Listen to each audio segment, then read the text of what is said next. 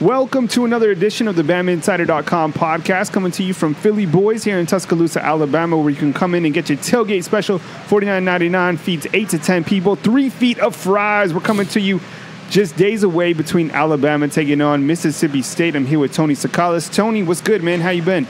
It's good. It's finally getting cold in Tuscaloosa. I feel like whenever you ask me how I am, I instantly go to the weather. I like it. I don't know. I just noticed that. Like once I said it, I was like, I go straight to the weather. I'm like the weatherman. But no, it is. Your Tuscaloosa weather report is cold.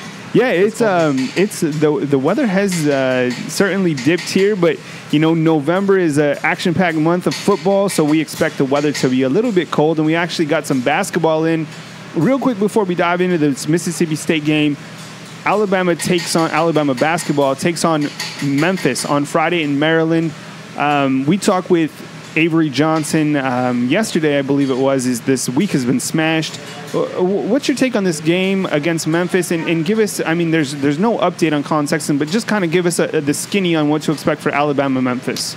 Well, assuming Colin Sexton's out, Alabama's going to be without Braxton Key, Colin Sexton, and Riley Norris. Those are 3 key players for them. Braxton Key was their leading scorer from last year. Colin Sexton, arguably the most talented player on the roster. And then Riley Norris is a guy that can do a lot of things for him. Can hit some threes, can play, both the 3 and the 4 position at times. So those are all 3 big key losses.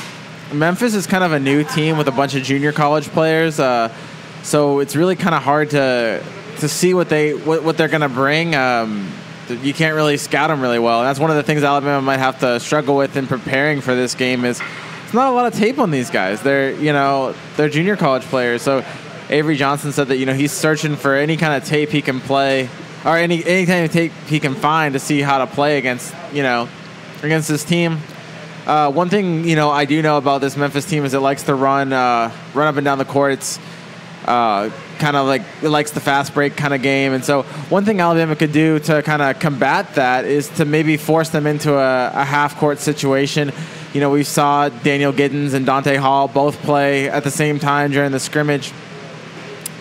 Alabama's a team that likes to run as well, too, but that could also be something if they wanted to go big against Memphis, they've got the tools now to do that. So that's one thing to look at. Now, we saw Alabama and Huntsville play in an exhibition game just recently. What was your take on Daniel Giddens? It seemed like in that second half he really took over. Yeah, he came off the bench. Dante Hall was the starter, but he was the best player to me in that game, just from what he can offer from a rebounding standpoint, and also from Alabama hasn't had that guy, that big guy that can score. And if Daniel Giddens is that's a total game changer. If they would have had a guy like him last season, he had to sit out last season. If they would have had a guy like him last season, I think they might have made the tournament. We're coming to you from Philly Boyz here in Tuscaloosa, Alabama. We're just days away from Alabama taking on Mississippi State. You can subscribe to our podcast on iTunes or Google Play. Just search for the BamaInsider.com podcast. As we dive into Alabama and Mississippi State, just recently on Tuesday in the latest college football rankings, Alabama number 2 behind Georgia. What's the pulse right now, Tony, of this Alabama football team after taking on LSU, winning 24-10, but suffering some key losses again? And it seemed like the injury bug has continued to hit this team. But what's the pulse? What's the mood? We've had 2 chances to talk with Saban and a couple players this week. What's kind of the overall demeanor of this team right now? I guess the mood would be concern. They've been hit with injuries, especially at the linebacker position, where they've had potentially 4 season-ending injuries, depending on how Mack Wilson's injury shakes out. I don't know if he'll be back by the playoff or not, but assuming he's not, they've had Terrell Lewis, Christian Miller, Sean Dion Hamilton, and Mack Wilson. You can make a starting linebacking rotation, and it would be pretty good. You can make a championship caliber linebacking rotation off of that, and that's just a really tough break for Alabama to be hit so hard at one specific position. It's going to be, the defense is going to have to step up. Alabama likes that next man up mentality, and they're going to have that. Dylan Moses, Keith Holcomb are 2 players that I think are going to have to step up for that linebacking spot left behind by Sean Dion Hamilton. And both players are totally capable. Keith is somebody that's kind of been an underrated player this season. I think he's somebody that can he's a veteran that will be able to step into that spot and maybe not communicate as well as Sean Dion Hamilton because he was just so good at that, but maybe add a little bit of that too. And then Dylan Moses is so athletic and he's young, so he's going to have to mold into that role, but he's a star in the making, and I think he's going to really impress some people with the opportunity he gets. Can you talk about the play of Rashawn Evans? I mean, this year he's been lights out, and now more than ever, the defense is going to continue to rely on him even more so. How much does his veteran leadership, his quality of play mean to this Alabama defense? Yeah, he's kind of the stability in that linebacking group just because he's been there, and he's a starter. Alabama has relied on him this season, and they're going to have to continue to rely on him in the future. He's just somebody that's instrumental in their success right now, and somebody that they need to perform even at maybe a higher level than he has, just to take the defense up that much more. We're coming to you from Philly Boyz here in Tuscaloosa. Come and check this place out. They got a good atmosphere, and they're really close to Bryant-Denny Stadium. So you can get your tailgate special, get your tailgate on, and, tell them BamaInsiders.com sent you. They have a great special. It's called the Tailgate Special, $49.99. Feeds 8 to 10 people. 3 feet of fries. That's my favorite part. But, of course, they got some really good Philly cheesesteak here in Tuscaloosa. So tell them BamaInsider.com sent you. Just recently, Brian Daboll, the offensive coordinator for Alabama, nominated for the Broyles Award that goes to the top assistant coach in the country. There's a ton of guys on that list, but Brian Daboll has certainly made his mark on this Alabama team. Can you talk about what he's, kind of talk about his first year here at Alabama? Yeah, I mean, I think he's done pretty well. I think, Alabama's continued to, improve in the passing game. It's a slow process, but Alabama's been able to put a lot of points on people, and he's been able to spread the weapons out. Alabama they don't just have one guy; they have multiple weapons, and I think Brian Daboll has done a good job of finding those weapons. And like Nick Saban said, it's kind of like a menu on offense of what kind of plays, what kind of players they're going to use, and I think that's true. And I think he's done a good job of mixing and matching and finding players and giving them opportunities to shine. Alabama takes on Mississippi State. Mississippi State 7-2 on the year. Going to Starkville is not going to be easy for Alabama. And Saban mentioned that in his press conference. What do we know about Mississippi State going into this game? And though Alabama is a 14.5-point favorite, looks to be a very challenging late season game for the Crimson Tide. Yeah, they've got a really talented quarterback in Nick Fitzgerald. I think it starts there. Alabama was able to really limit him last season, but that doesn't mean that that they can't just rest on that. And I think players know that even though they were able to limit him last season, that they respect him and what he can do. He's a mobile quarterback. He can escape from the pocket and really hurt you with both his legs and his arms. He is someone that's made a few mistakes. He's thrown, I think, maybe 7 or 8 interceptions this season.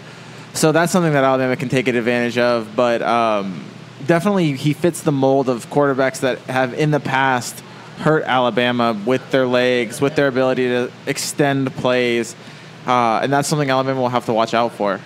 On the road this year, Alabama is 2-0. Of course, they played that neutral site game against Florida State in the opener, winning 24-7 over Florida State. This year, Alabama scoring 40.9 points a game. Opponents held to under 10 points a game. As we continue to move through the season, Jalen Hurts continues to have a standout year. Last week, he had over 250 yards.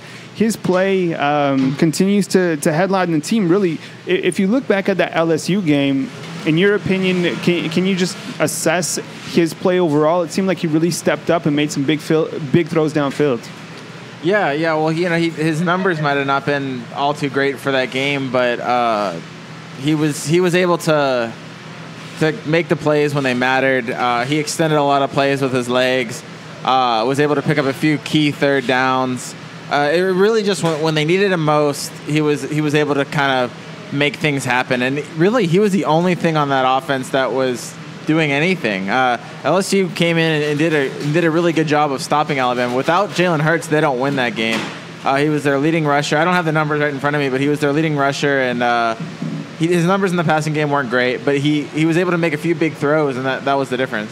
LSU stacked the box, 8 in the box the entire game. Damian Harris pretty much shut down. He didn't even get a lot of carries. Bo Scarborough did his thing. Talk about the running back play.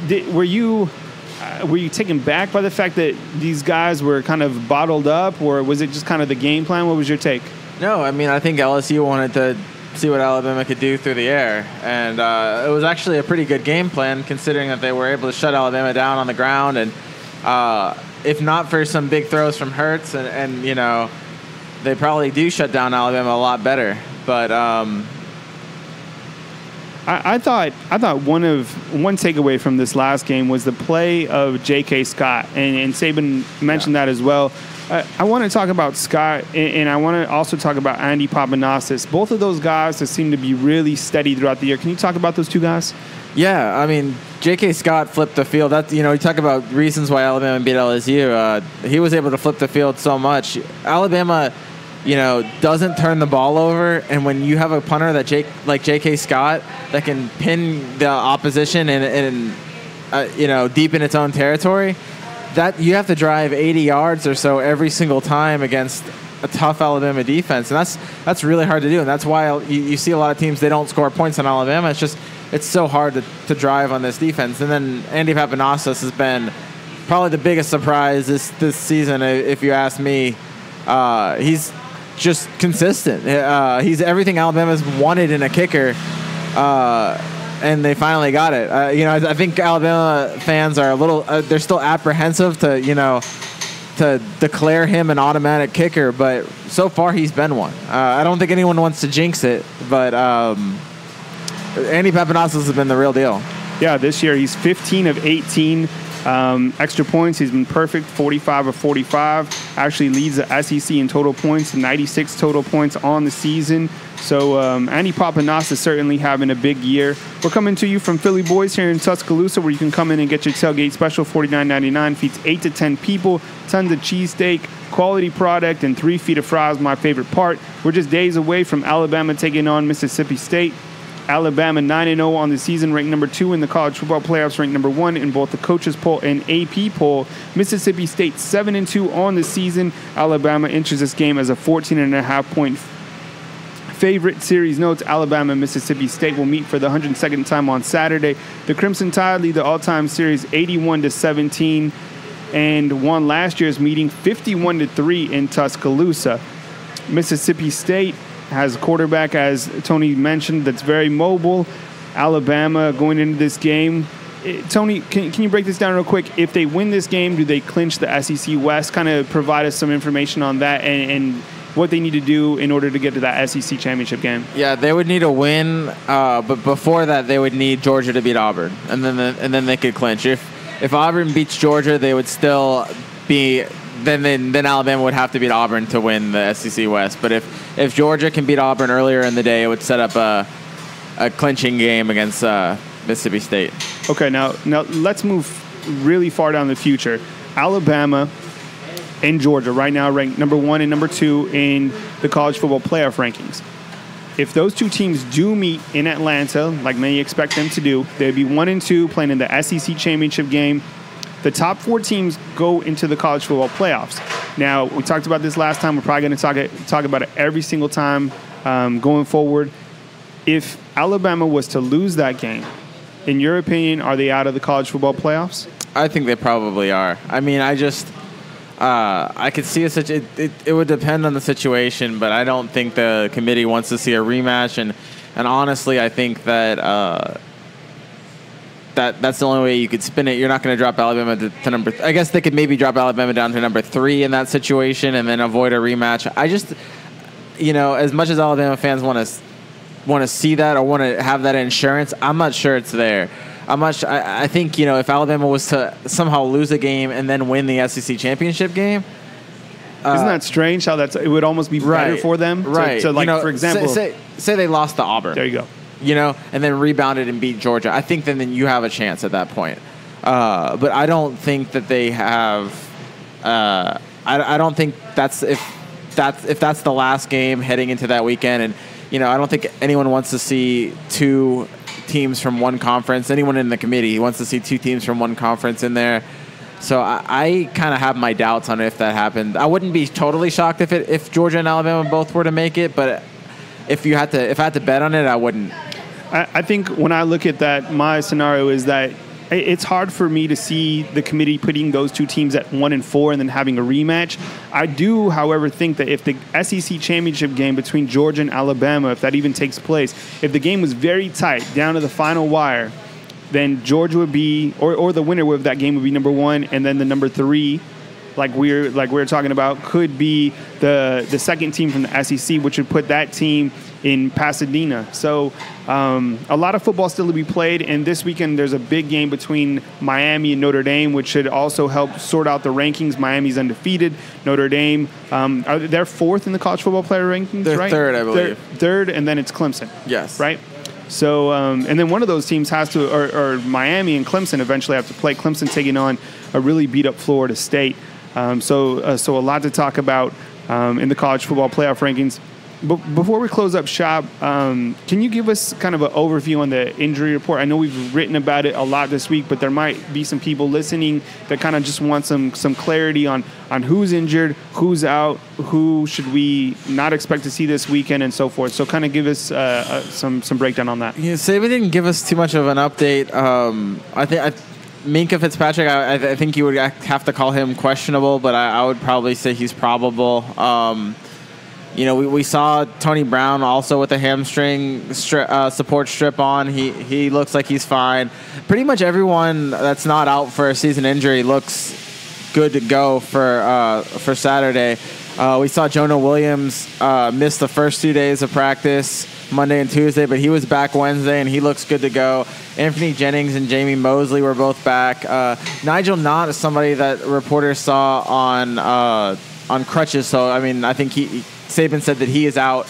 It's a backup cornerback.